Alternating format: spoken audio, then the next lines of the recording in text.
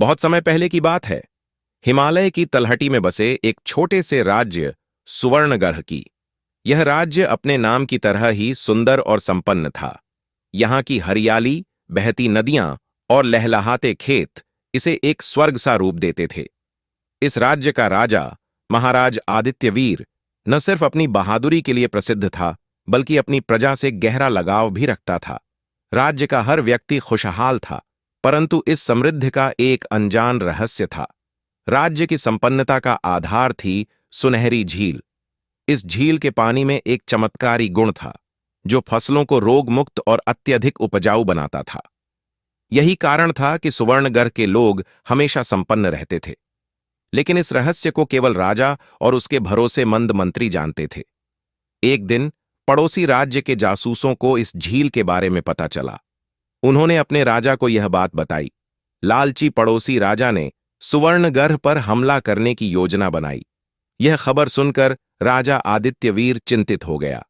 वह जानता था कि यदि यह झील दुश्मनों के हाथ लग गई तो सुवर्णगढ़ बर्बाद हो जाएगा।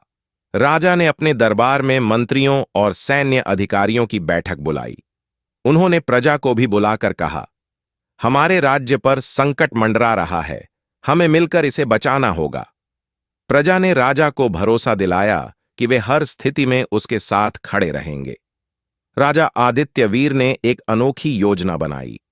उन्होंने रातों रात सुनहरी झील के चारों ओर एक गहरी खाई खुदवाई और उसमें विशाल पत्थरों से बांधा बना दी, ताकि दुश्मन झील तक न पहुंच सके।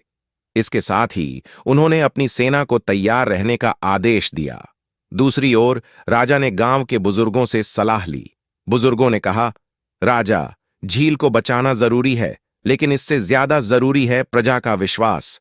प्रजा का हौसला ही असली ताकत है। राजा ने इस सलाह को गंभीरता से लिया और पूरे राज्य में संदेश भेजा कि वे झील को बचाने के लिए हर संभव प्रयास करेंगे। कुछ दिनों बाद पड़ोसी राज्य ने सुवर्णगढ़ पर हमला कर दिया। दुश्मन की सेना बड़ी और सशक्त थी, लेकिन सुवर्णगढ़ के सैनिकों और प्रजा ने अदम्य साहस दिखाया। हर व्यक्ति, चाहे वह किसान हो या कारीगर, युद्ध में भाग लेने के लिए तैयार हो गया।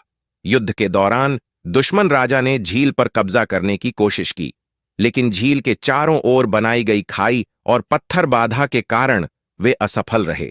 इसी दौरान राजा आदित्यवीर और उसकी सेना ने दुश्मन को पीछे धकेल दिया। युद्ध के अंत में महाराज आदित्यवीर ने प्रजा के सामने झील का रहस्य उजागर किया। उन्होंने कहा, यह झील केवल हमारी फसलों को उपजाऊ बनाने के लिए नहीं है, बल्कि यह हमारी एकता और मेहनत का प्रतीक है। आज जो विजय मिली है, वह आपकी एकता और साहस का परिणाम है। इस घटना के बाद राजा ने निर्णय लिया कि झील के चमत्कारी पानी का उपयोग सभी के भले के लिए किया जाएगा। उन्होंने इसे राज्य के हर गांव तक पहुंचाने का प्रबंध किया, ताकि हर कोई इसका लाभ उठा सके।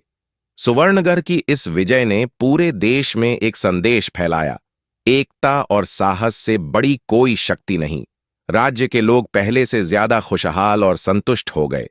उन्होंने यह सीख लिया कि संपत्ति से ज्यादा मूल्यवान उनका एकजुट प्रयास है। इस तरह सुवर्णगढ़ न केवल अपने सुनहरे झील के लिए, बल्कि अपनी सुनहरी एकता और आत्मनिर्भरता के लिए भी इतिहास के पन्नों में अमर हो गया। यह दास्तां हमें सिखाती है कि सही नेतृत्व, साहस और प्रजा के प्रति सच्ची निष्ठा किसी भी संकट को हराने में सक्षम है।